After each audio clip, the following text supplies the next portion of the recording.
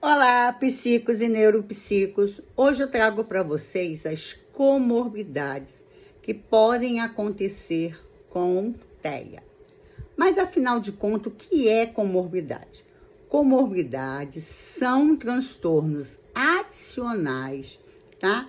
Que estão junto com o transtorno primário, que é o autismo. Geralmente o autismo vem caracterizado por muitos outros transtornos, sensoriais, alimentares, de sono, mas hoje nós vamos falar do TDAH e também do TOD. Mas o que é TDAH? TDAH é um transtorno neuropsiquiátrico, tá? Que acontece no desenvolvimento da criança e que tem como característica alguns sintomas, como desatenção, hiperatividade e também impulsividade.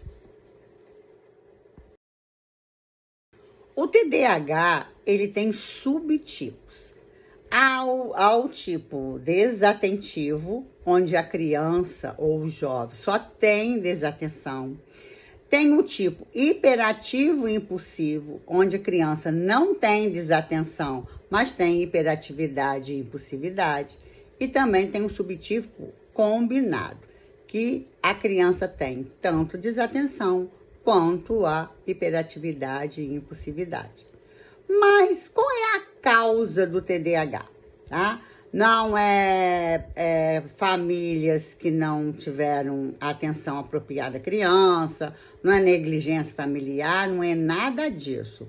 A causa do TDAH está em uma combinação genética e também ambiental. E quando a gente fala de ambiental, a gente está falando do início da gravidez, todo o percurso dessa gravidez e até o pós-nascimento. Mas também a gente precisa entender que o TDAH carrega uma questão neuroquímica, onde nele está alterada a dopamina e a noradrenalina, que são os percussores aí da atenção e da regulação do controle inibitório. Precisamos entender também que para quem tem TDAH, ele tem alteração sim no neocórtex e ali tem uma alteração no neurotransmissor e de repente neuromodulador, umas pessoas chamam de neurotransmissor, outros de neuromodulador, da dopamina e da noradrenalina. Diagnóstico, ou seja, o laudo é de origem especificamente do médico.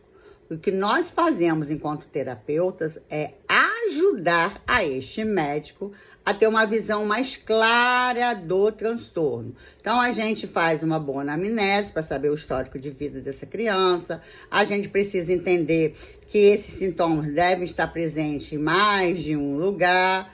E também através de protocolos que auxiliarão nessa avaliação, nesse diagnóstico, assim por dizer. E o tratamento? O tratamento sempre é multidisciplinar. Precisa do médico, quer dizer, ele precisa ali de medicação, ele precisa de uma terapia voltada para o comportamento dele, que o mais aconselhado é o TCC, né, o mais recomendado. Por quê? Porque o TCC ajuda nas habilidades de quê? De organização, de gerenciamento de tempo. Temos a ciência ABA, que não é só para o autismo, também é para o TDAH, que vai trabalhar o que ali com aquela criança? Função executiva, planejamento, rotina. Nós temos técnica socrática, que eu particularmente gosto muito, que são perguntas abertas, que levam à reflexão de um determinado problema para que a criança chegue à sua resolução. Nós vamos falar agora um pouquinho sobre o TOD. O TOD é o transtorno opositor desafiante ou desafiador. Uns chamam de desafiante, outros chamam de desafiador. Tanto faz. Suas características, sua causa e seus sintomas.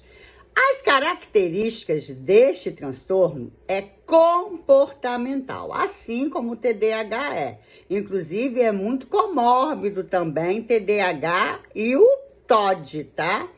Comportamento negativista, hostil, desafiador, direcionado a quem? A figuras de autoridade, como pai, mãe, professores, coordenadores. Ele faz um enfrentamento a essas figuras de autoridade. Sua causa também é de origem genética e ambiental. E quais são os sintomas principais? A criança ou adolescente tem explosões de raiva, às vezes é vingativo, rancoroso, desafia regras e tem dificuldade de ali lidar com as frustrações. Porém, é preciso entender que esses sintomas têm que trazer muito prejuízo para esta criança. E outra coisa, não precisa só ser em 2 ou 3 contextos, tá? Em um só contexto já configura-se TOD. Mas lembre-se, para criança ser TOD, é preciso ter esses comportamentos frequentes, tá? Com bastante prejuízo, inclusive para a vida dessa criança, né? No seu âmbito social, pessoal, acadêmico. Vamos falar do tratamento? O tratamento é multidisciplinar. Sempre multidisciplinar, sabe? Os transtornos, pessoal. Nós temos que saber que eles precisam de terapias comportamentais, de comunicação, precisa às vezes de medicação para ajudar ali nos seus sintomas, né? Desses comportamentos disruptivos, precisa suporte, estratégia, precisa de uma rotina estruturada, limites claros, reforço positivo e ensino de habilidades sociais, como ele deve proceder no ambiente social.